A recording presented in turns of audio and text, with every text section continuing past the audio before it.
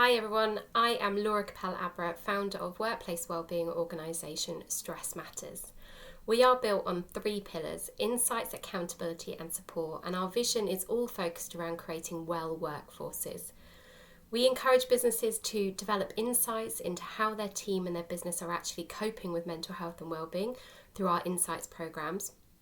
We use a coaching backbone to everything we do for wellbeing to ensure actual progress happens, and we keep our clients accountable to make sure change happens in the workforce. And support-wise, we offer different types of support for each business, completely varying dependent on what that business needs. Today, we are going to be looking at the fact that we are returning to workforces. Well, some of us are anyway. Depending what industry you work in, some of you have not been able to work for the last 6 months because of our offices and our workplaces being shut down. Many of us, however, have been able to work remotely, and so depending on the twists and turns of the business and whether or not we've been put on furlough, we may have continued working, albeit remotely, in our jobs. We're going to be looking at the do's, the don'ts, and looking at some of the questions that haven't been answered. So we'll start off with some of those do's. So we're breaking this down for you into 5 really clear do's. Do be overly cautious when it comes to people's mental health and well-being. Yes, it might feel like we're wrapping people up in cotton wool, but if we have a culture where people feel comfortable to tell us how we're doing, hopefully by us being cautious, they're actually going to come back to us and say, I'm doing okay, I don't need any more support, thank you. And it's far better in this kind of situation to edge on caution than it is to be a little bit flippant about people's mental health. So please be cautious about people's health. Do listen non-judgmentally. It's really easy to sit there and nod our head and say aha when people are talking to us, but how much are you actually listening when you're talking to people you work with, and other people for that matter as well? So do ensure that you're listening non-judgmentally. We might have an idea about how someone's experience has been over the last 6 months. Maybe they've been on furlough whilst you've been working. So you might be listening to somebody saying actually it's been really tough for them, and you might be sitting there with judgment thinking, well, hang on a minute, at least you weren't working, I was working the whole time. What we're doing then is putting our judgments onto other people. So try and listen non-judgmentally to others and listen to what they actually are trying to tell us. Do train your line managers. We say this quite a lot, and it's something that seems to get forgotten regularly. Line managers quite often get promoted into roles because they are very good at their job. But the problem is when people get promoted into a line manager role, they're actually getting given a different job. And very regularly, companies don't give line managers the training they need to be able to do that new job appropriately. So think about the fact that now, line managers, we've not only been battling with the fact over the last 6 months of if we are working remotely or working with disparate and changing teams, we're now going to be putting these line managers into another situation where actually they've got to be bringing those team members back together. We've talked about motivation before, but also they're going to have more of a pastoral care type role. So we need to make sure that our line managers have the training that they need to be able to offer the support to somebody and spot signs and symptoms of potential mental ill health. So look at training those line managers. By a day's training course in mental health for line managers, you might actually be stopping somebody's stress develop into a mental health illness.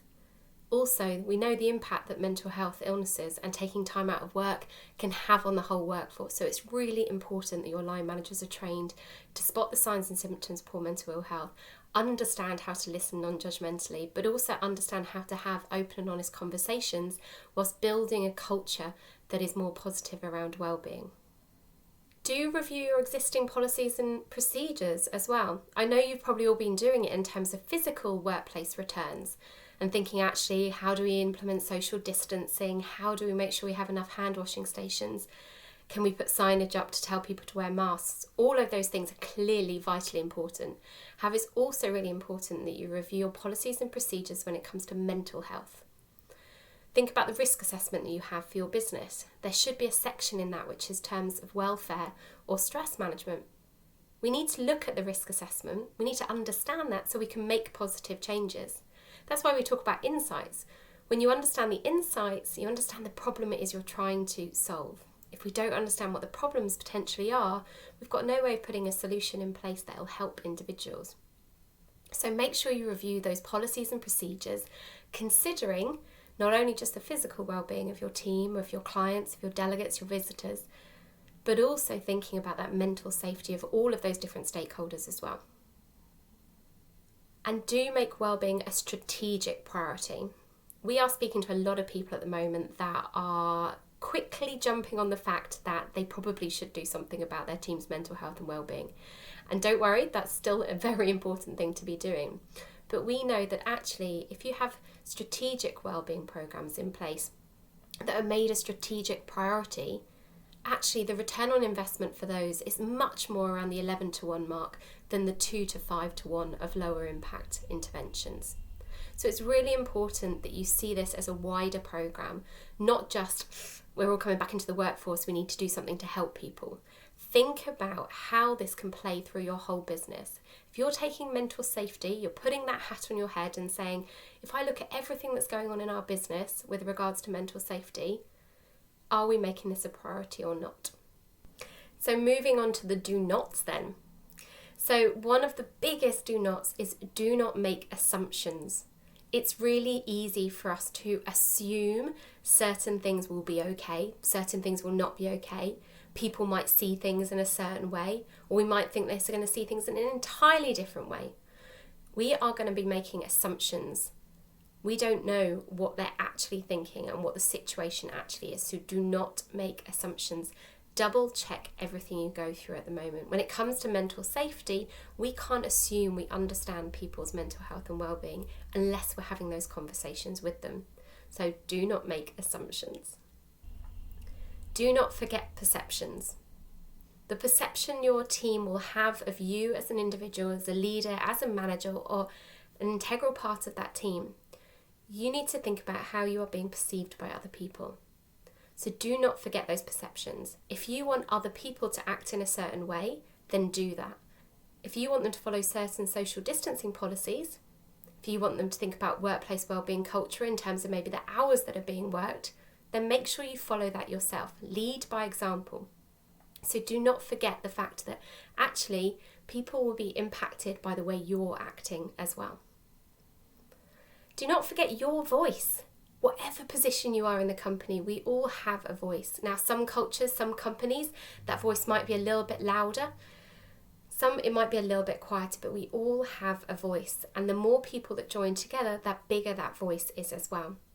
So think about how you talk about things internally and don't feel like you can't stand up to something if you're not comfortable with it. If you don't feel comfortable returning to that workforce and you don't think a thorough enough risk assessment has been done, you feel too anxious to go on public transport, whatever it is, don't forget you have a voice. Speak up.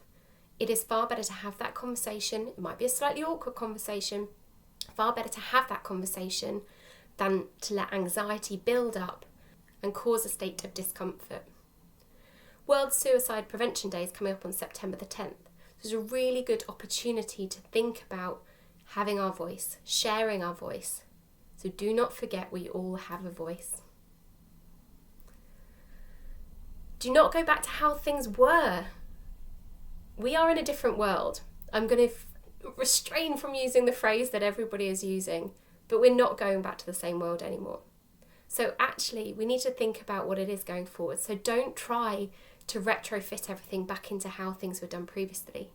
A bit like we said with the do's, think about reviewing your policies and procedures and actually use this as an opportunity to thrive, not just survive. So do not actively return back to normal. Try and think about how we can do things better. And don't forget we're all human. We're all going to have good days. We're all going to have bad days. Just because we're listening to somebody telling us they're having a really rough day doesn't mean we suddenly need to be signposting them into mental health support. They could just be having a rough day. We need to be conscious that we're all humans and what we do impacts other people. So when we think about returning to the workforce, it's going to be okay to be a little bit anxious. It's okay to feel a little bit uncomfortable. And it's okay to not quite know how to act in certain situations. We're all going through this together. So we do not need to make the assumption that somebody else knows what needs to happen right now. So that was some do's and don'ts for you. Hopefully that gives you a little bit of an idea of some of the things you can be considering in terms of the way you talk to people, the way we review procedures and policies. We have a guide for workplaces, so if you'd like to know a little bit more information about how you can make your workplace and your venue or event, whatever it is, wellbeing, mental health safe, then let us know and we can provide that information to you. Well, one of the big questions that we have still is, when do you have to go back to the workplace? So as I said, lots of companies are able to work remotely, and lots of companies have said, actually, we're going to do that. And there's an expectation of around 30% of companies reducing office space going forward. But not all roles are able to be done to work from home. So actually thinking about those roles that have to be done in a live environment, what is the expectation on individuals and on employees to go back to work if they don't feel safe? It's a big question. We don't really know the answer. Now, we know that businesses have a duty of care. Businesses have to make an environment safe for people to go into. So if you don't feel that you're in a safe environment to go back into a workplace, you are in your right to tell your employer that and say you don't feel safe. And at that point, have a conversation about the risk assessment they have done and the procedures and policies they have put in place to make you feel safe. It might be, for example, that you don't feel comfortable going on public transport yet. So actually, can you speak to your employer about ensuring there's maybe available car parking space so you don't have to get public transport if you do have access to a car? Have that conversation with your employer to look at ways around the solution to make it a situation that you are comfortable with, because we want people to go back to the workplace.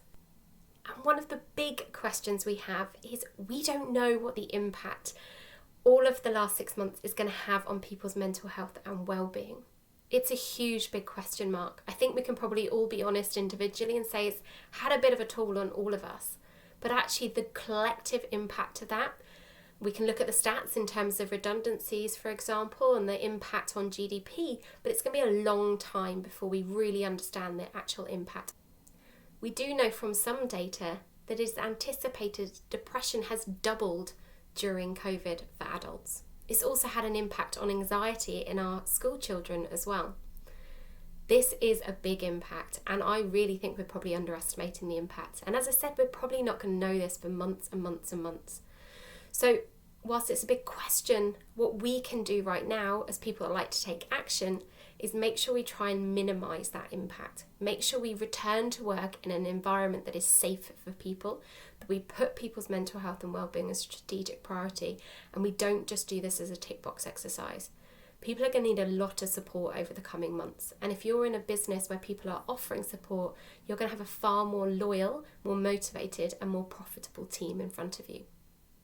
If you need any support in terms of looking at your workplace wellbeing strategy, understanding areas that you guys could be improving on, just want to talk to us about your mental health and wellbeing, you might want to consider training some of your line managers in mental health first aid. Talk to us, give us a ring, drop us an email, connect with us on social media. We'd be happy to help. We work with lots and lots of creative businesses and professional services, lots of venues, to try and help them understand how they can improve the workplace wellbeing of their teams. Stay safe, everybody, and until the next video, look after yourself and your team.